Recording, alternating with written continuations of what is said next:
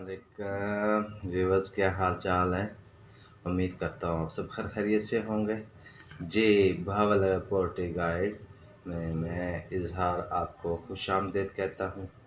जी, आज हम एक नया टॉपिक शुरू करने वाले हैं बटेर फार्मिंग के ऊपर।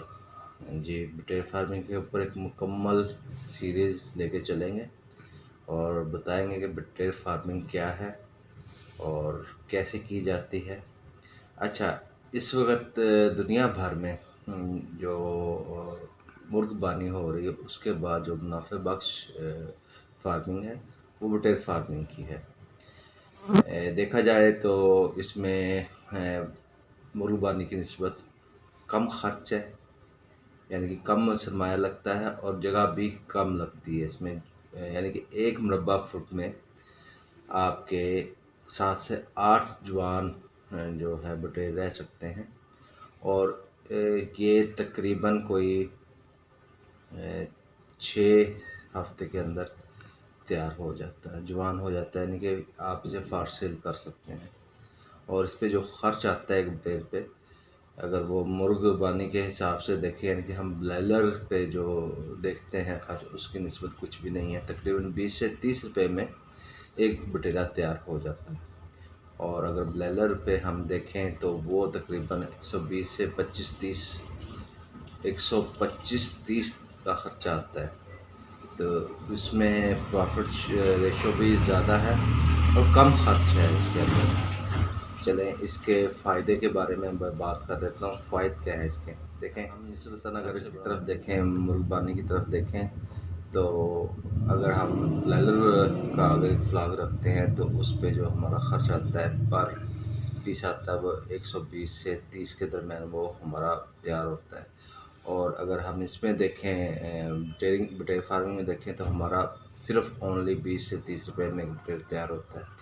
ठीक है, अब हम इसका अगर देखें, अगर मुआवजा ये देख करें तो सेल की तरफ तकरीबन को 50 से 60 के राउंड अबाउट ये सेल होता है एक पीस। तो उसमें अगर हम देखते हैं तो हाफ प्रॉफिट है। और अगर ब्लेंडर की तरफ हम देखते हैं तो वो इतना प्रॉफिट नहीं है, आप खुद बाखूबी जानते हैं। एक तो ये फ़ायदा होगा। दूसरा फ़ायदा इसमें ये होगा कि इसमें किसी भी किस्म की वैक्सीनेशन की ज़रूरत नहीं होती। ठीक है, इसमें कम बीमारियां आती हैं क्योंकि इसके क़ुव्वत मुदाफ़िअत बहुत ज़्यादा होती है। और तीसरा फ़ायदा हमें ये होगा कि हमें हमारे पास एक कमरा भी फ़ारिग है कोई ऐसा जो इस्तेमाल में नहीं है, तो हम उसमें भी रख सकते हैं। तकरीबन ये हो और तकरीबन 1 मुरब्बा फुट में 7 से 8 जवान बटेर रह सकते हैं। तो वो आप उसका निकाल लें, मुरब्बा फुट निकाल लें। चलें यानी इस्लाम के बारे में बात कर लेते हैं। हमारे इधर देसी बटेर पाया जाता है। अच्छा, देसी बटेर हो गया, ब्लू स्कैल्ड बटेर है, उसके बाद चाइनीज़ बटेर है, उसके बाद चीनी बटेर है, लंबी दाढ़ी वाला बटेर है, लंबी दुम वाला बटेर है। अच्छा, ये सब के सब जो थे ना कम अंडे देने वाले हैं। ये फार्मिंग के हिसाब से मौजू नहीं है। जो फार्मिंग के हिसाब से मौजू है वो है जापानीज़ बटेर, यानी कि जापान का बटेर। तो वो साइज़ में बड़ा होता है और वो जो एग्स देता है वो तकरीबन साल के अंदर 200 से 300 के दरमियान एग्स देता है। तो अगर फार्मिंग उसकी की जाए तो वो दैट्स वेरी गुड है। उसमें प्रॉफिट भी ज़्यादा है। एग्स के हिसाब से देखें तो उसमें हम एग्स लेके उसकी चिक्स भी अच्छे निकलवा सकते हैं। अच्छा, अब हमारा जो देसी बटेर है वो एक तो एग बहुत कम देता है और बहुत छोटा होता है, यानी कि वो फार्मिंग के हिसाब से मौजूद नहीं है। मैं तो प्रेफर करूँगा आप लोगों को आप जापानीज़ बटेर की ही फार्मिंग करें। उसमें एक तो वेट के हिसाब से जो है ना वो रेट भी अच्छा मिल जाता है।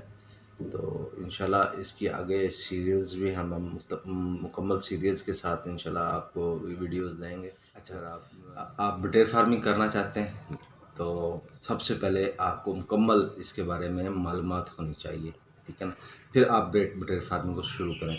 और उसके लिए हमारा जो चैनल है आपके लिए बड़ा अच्छा ये सीरीज़ लेके आया है। आप हमारे चैनल को सब्सक्राइब करें और दोस्तों के साथ शेयर करें।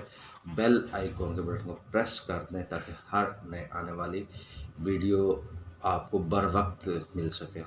भाई इज़हार को इजाज़त दें, इंशाल्लाह आगे नई सीरीज़ की लेके आते हैं।